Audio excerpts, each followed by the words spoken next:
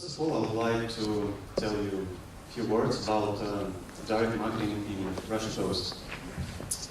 I work in direct marketing department and responsible for business development. This department appeared in Russian Post for about 2 years and a half ago. And how does it all connect with the big data?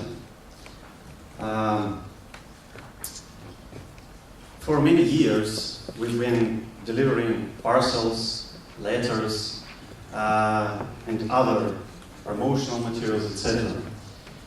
And about 3 years and a half ago, we started accumulating the data.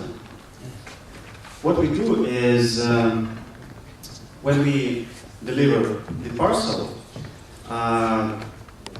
we add to the database the knowledge that the parcel, for example, was sent from some fashion company to the separate household. That means that that household is a customer of that company. That means that, for example, if there was an order like from company L'Oreal, that means, and if order goes every 3 months, 6 months, etc., we may say that, for example, women or young women, it depends, live at this household. We work both with B2C and B2B segments, but today I'm going to tell you about B2C story.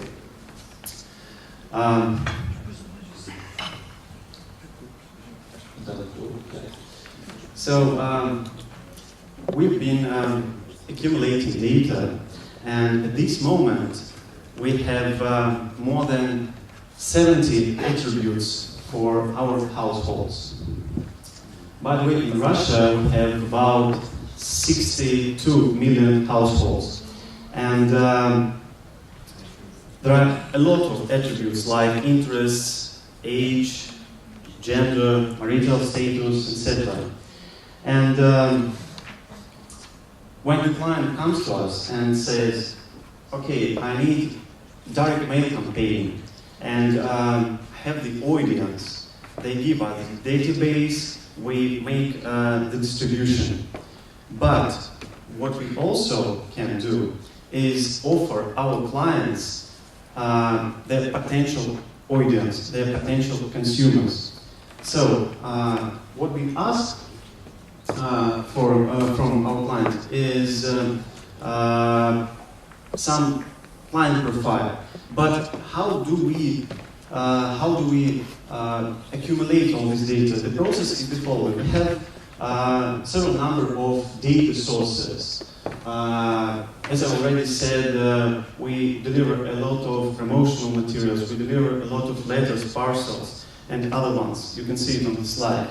And we take the information like address, like telephone number, like email, and then we use ETL service like extract, transform, and load. That means to get the final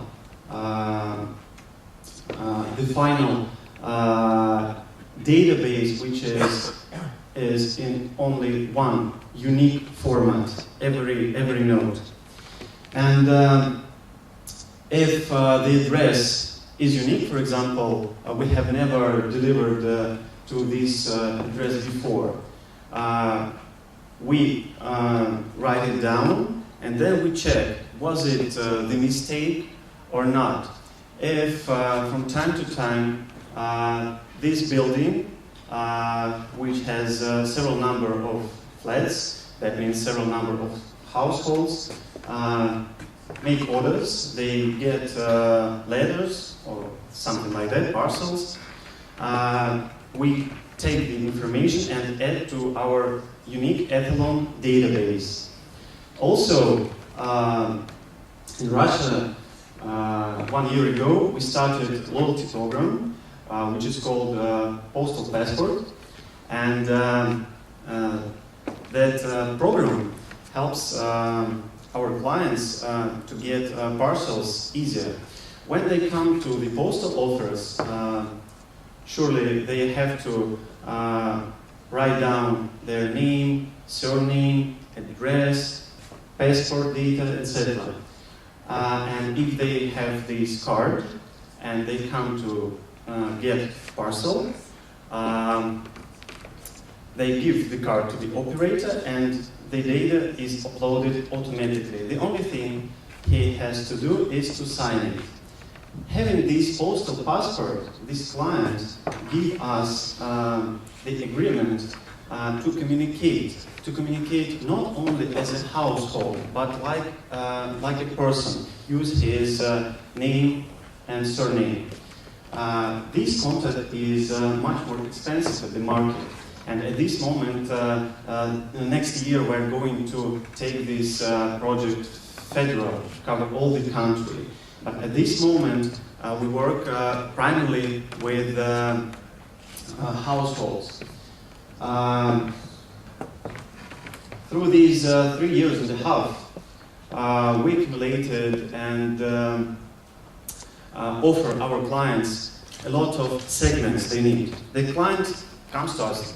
Let's consider some example, like company like, let's say, Chico, which is goods for kids, and they come to us and says, okay, we need, our clients are, let's say, women, which have income above average, and they have children, and they better have car, etc. And we analyze all these attributes, and according to the geography, we offer to the client the targeted potential audience. The most interesting thing is that it's not so obvious that sometimes clients do not correctly know their client profile. And machine learning is a thing that may help us in the future, and it helps us now as well. Let's say I would like to tell you one example that we made not so long ago, when the client asked us to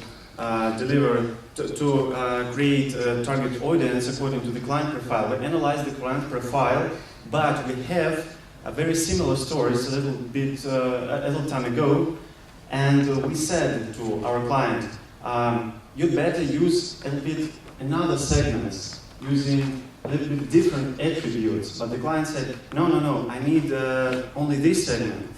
We did the distribution, and the response rate that we got according to the distribution wasn't good. And then we said, okay, we told you that it won't be successful. Yes, it possibly could be successful, but it wasn't successful. So at this step, please try our different segment. They did the distribution through the segment that we suggested them, and the results were much better. This year, we had very interesting case. In Russia, we have a web platform like AliExpress, which covers all the Russia, and which name is Pochta Market. It is online catalog, and it also has its offline version.